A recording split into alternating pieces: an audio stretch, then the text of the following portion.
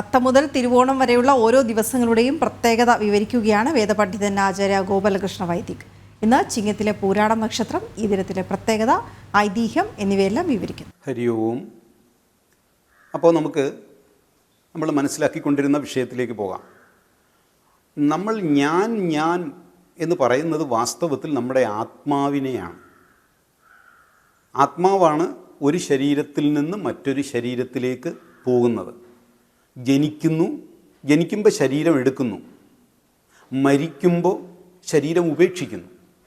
അപ്പോൾ ഉപേക്ഷിച്ച് കഴിഞ്ഞിട്ട് പിന്നെ എങ്ങോട്ടാണ് പോവുക? നമ്മുടെ കർമ്മബന്ധം അനുസരിച്ച് പുതിയ ഒരു ശരീരത്തിലേക്കാണ് പോവുക, പുതിയ ഒരു ജന്മം എടുക്കുക ചെയ്യുക. അപ്പം എല്ലാം അവസാനിക്കുന്നു എന്നൊരു സങ്കല്പം നമുക്കില്ല പണ്ട് മുതലേ.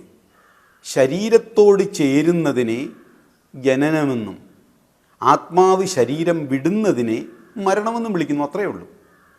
അപ്പോൾ ആത്മാവ് ശരീരം എടുക്കുമ്പോൾ ജനനമെന്ന് വിളിക്കും, ശരീരം വിടുമ്പോൾ മരണം. അപ്പോൾ ആത്മാവ് ആണ് ശരീരത്തിൽ ശാശ്വതമായി നിൽക്കുന്നത്.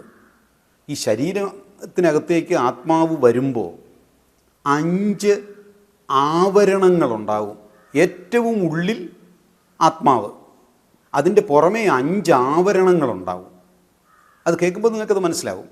ഏറ്റവും പുറമേക്കുള്ള ആവരണമാണ് നമ്മൾ ഭക്ഷണം കഴിച്ചിട്ടുണ്ടാവുന്ന ഈ ശരീരം.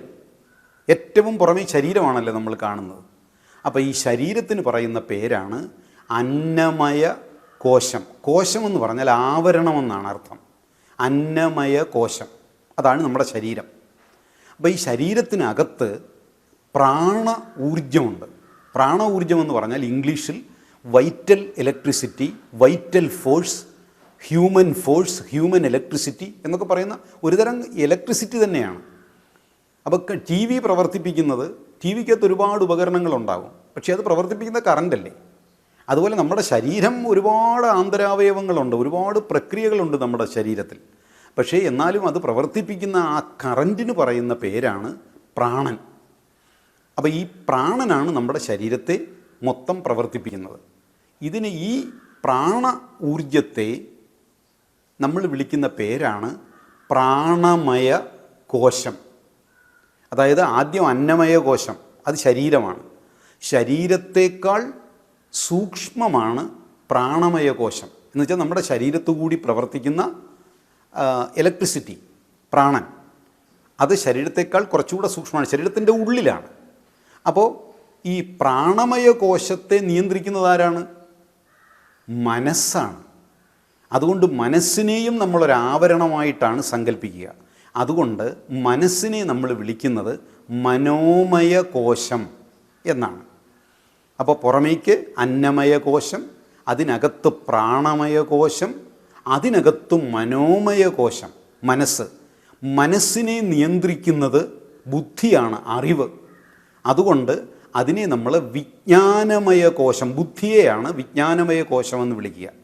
ബുദ്ധിക്കകത്താണ് ആനന്ദമയ കോശം.